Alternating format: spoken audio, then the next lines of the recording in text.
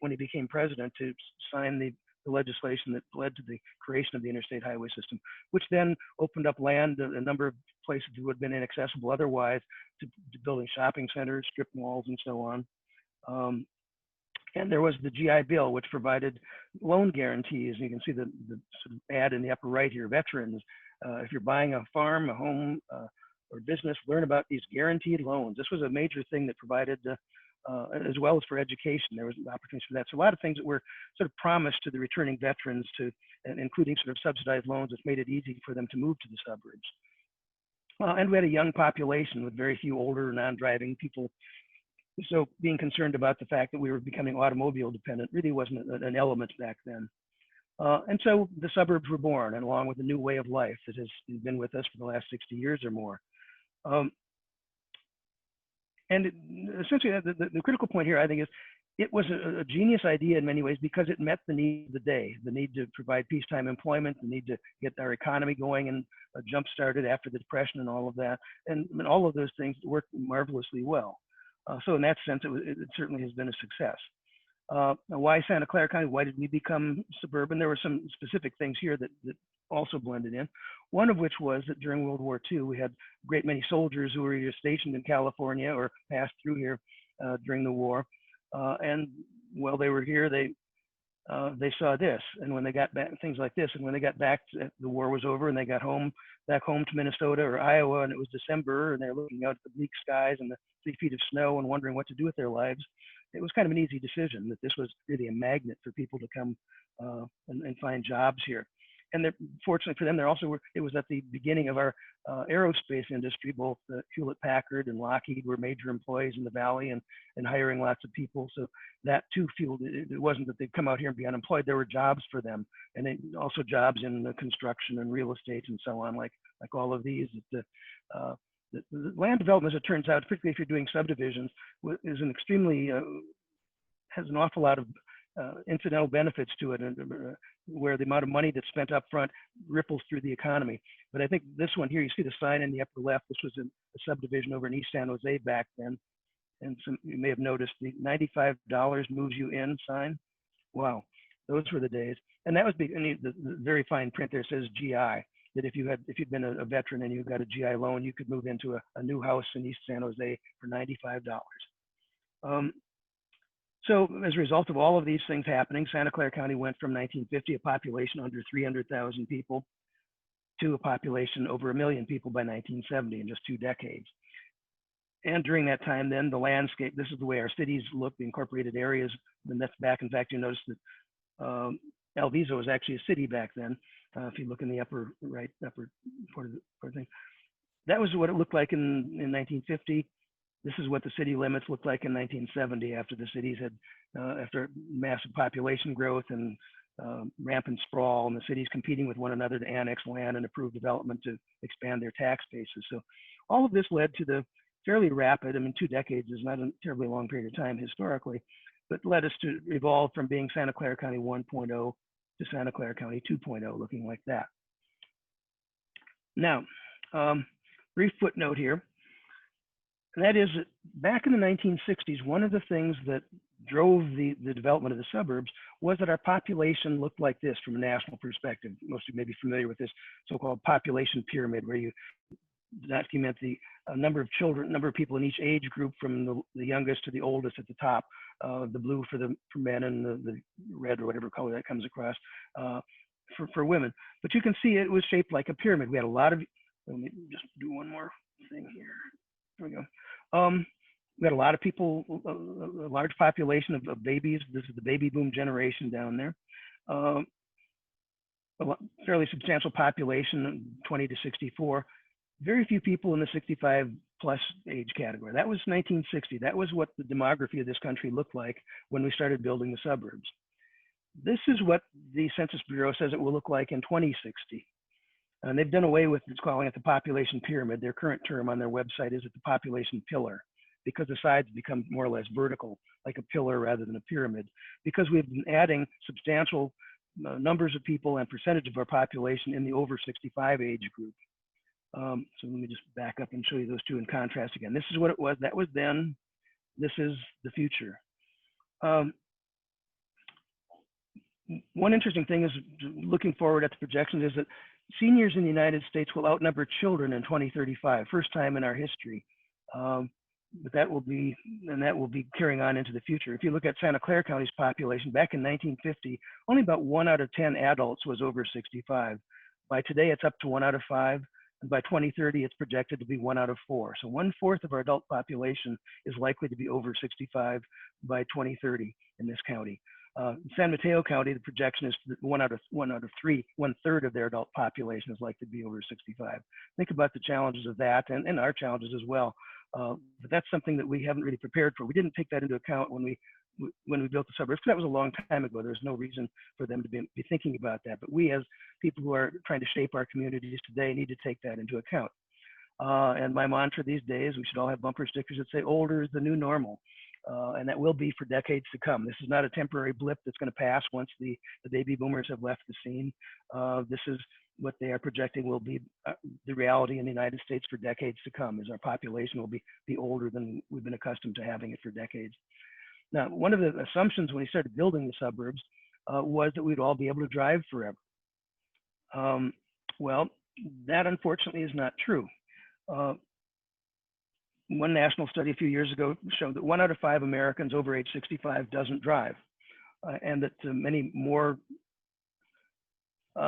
restrict their driving when gas prices or rents rise. So that's something we need to factor in. We are going to have an increasing population of non-driving seniors. Now,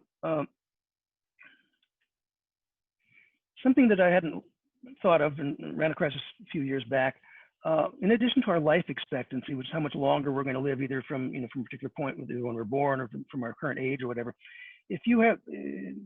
we also have a driving expectancy. That if you are a woman in this country who reaches roughly age 70 or so, and if you're still driving, the good news is you have another 21 years life expectancy. The challenge is that you on average have only another 11 years of driving expectancy, after which you are likely to become a non-driver. 10 years as a non-driver. That's not something we've thought about when we plan the suburbs, and it's not something we necessarily are paying a lot of attention to today as much as I think we should be.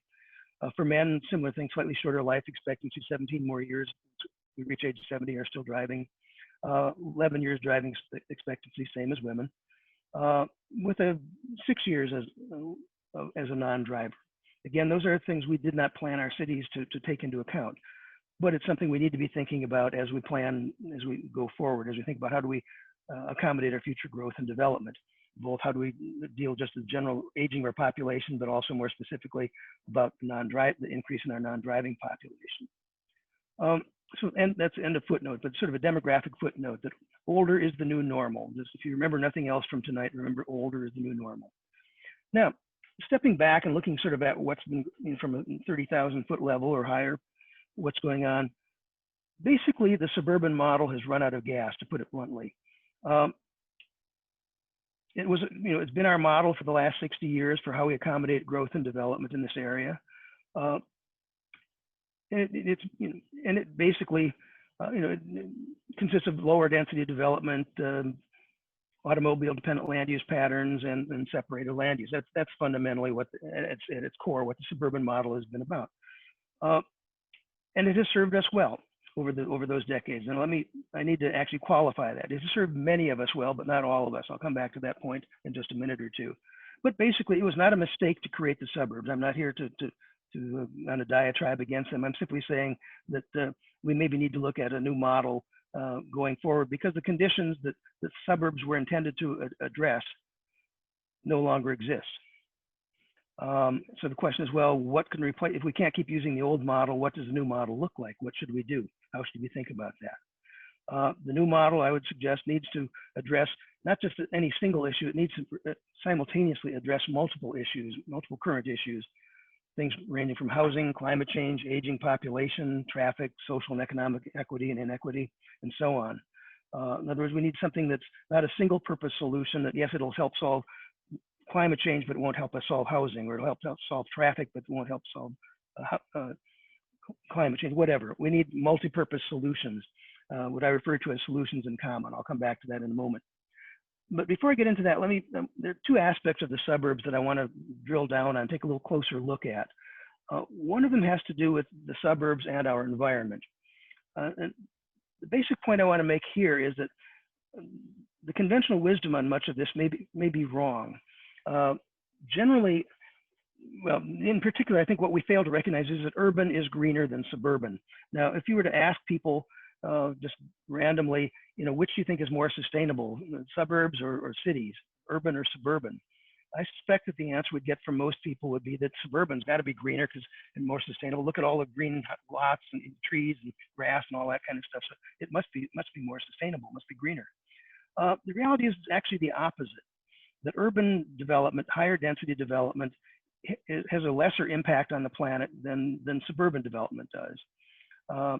For example, if you look at the environmental footprints of urban versus suburban areas, you find that on a per capita basis, urban residents use less energy, less water, consume fewer resources, generate less waste, own fewer automobiles, drive fewer miles, and consume less oil. So which is greener, urban or suburban?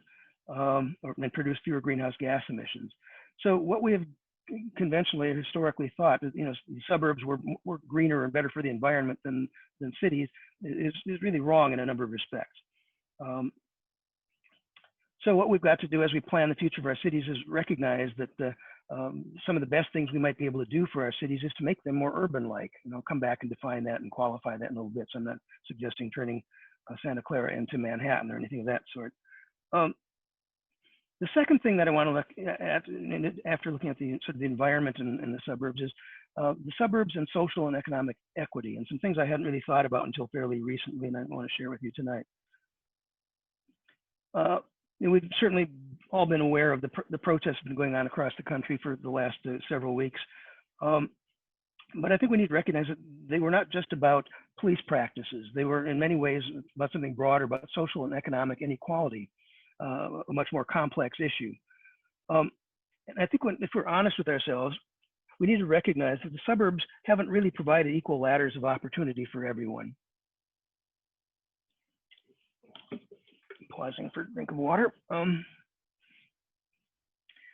So, for example, one of the most insidious and practices was what was and still is called redlining, which is discrimination in lending. What it amounts to is starting way back in the Depression, the federal government actually sort of encouraged local banking institutions to develop maps as to where it was riskiest, where it was safest, and where it was riskiest to make loans, particularly for homes. And so this is the map from 1937 of San Jose of what it looked like. And basically, if you lived in a red zone, your chance of getting a loan were very low. If you lived in a green zone, you're probably pretty high. Just to orient you, the middle of that map there, that's downtown San Jose. If you lived in the Rose Garden, that large green area there, you pretty much guaranteed you're going to get, if you're qualified for a GI loan, you're going to get one fairly easily.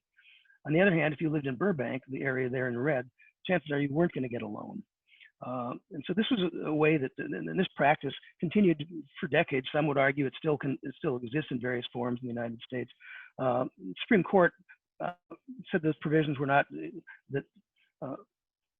excuse me, let's skip that. That's for the next section. Anyhow, the point is that the lending practices were very discriminatory. Add to that what were called restrictive covenants that occurred on many land deeds, including probably many of us who have not really read the fine print on the deeds for our homes. But what they often said had language like this: is no property in said subdivision shall at any time be sold, conveyed, rented, or leased in whole or in part to any person or persons not of the white or Caucasian race. And that was often accompanied by another provision that said the only exception to someone living in any of those properties that wasn't white was if they were a domestic servant in an owner-occupied dwelling.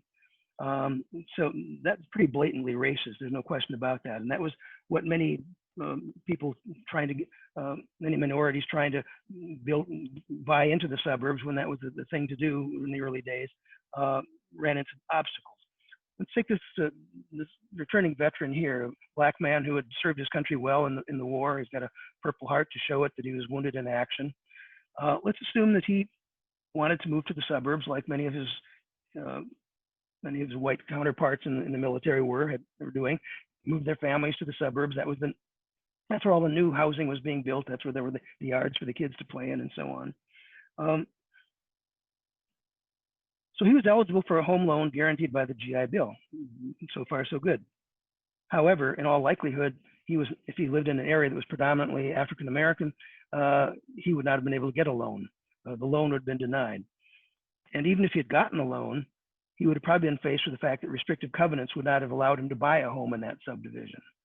So his dreams of moving his family to this new thing called the suburbs, this new way of life, this place away from the conditions of the cities at that time, were basically dashed. But now this is a very sad story, certainly for him and for his family, that he wasn't able to take advantage of these our new model for living in the United States, the suburbs. But it's not something that just ended with him and his generation. It was a disadvantage that was passed on from one generation to the next. Most white families that moved to the suburbs in those early days, their homes appreciated in value, and in time when they passed on, the wealth in that, the appreciated wealth in that home got passed on to their children, who probably also lived in the suburbs and had homes that appreciated even further. And over several generations, much of the white wealth in this country was accumulated because people were able to buy homes and to trade up or sell up and to inherit that wealth from generation to generation. Problem was that model did not work for African Americans. Black families who were denied loans or were not allowed to buy homes in the suburbs didn't have that opportunity.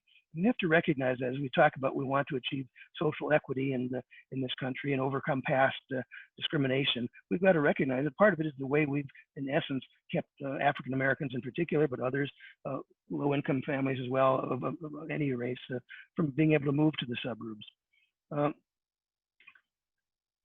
One of the lasting consequences of that has been what's referred to as the wealth gap that has persisted generation after generation, that white families generally tend to have substantially more wealth than black families or other families of color. As an example, a comparison here, 1968, and wealth incidentally is defined as total assets available. What's the value of your home? What investments do you have? Things of that sort. It's not just current income.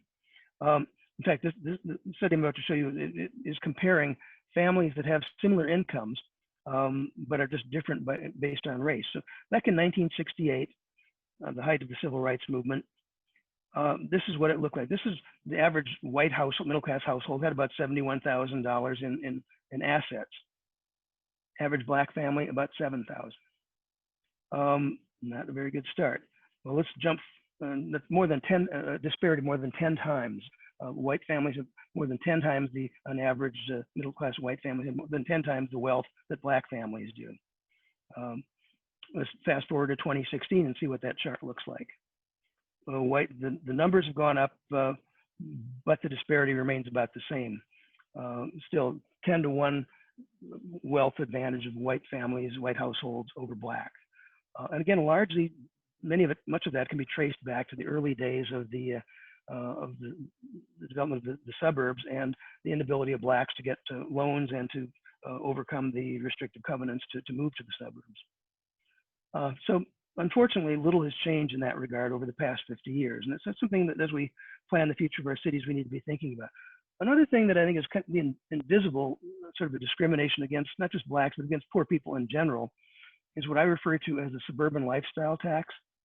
What I mean by that is that in the suburbs, public transit is generally better than in the cities is usually better than in the suburbs. There are more bus routes and so on, more frequent service. And that, to a large extent, that simply reflects the fact that our low density development patterns don't produce the number of riders per mile that would support a more vigorous sort of public transit service. So in general, if you want to live in the suburbs and if you have a job and so on and need to get to the job and other things, you need to own an automobile, given the way we've developed the cities up to now.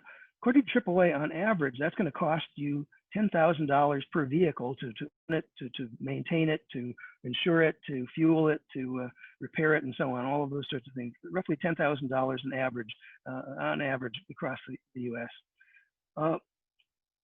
That's a lot of money to a lower income household.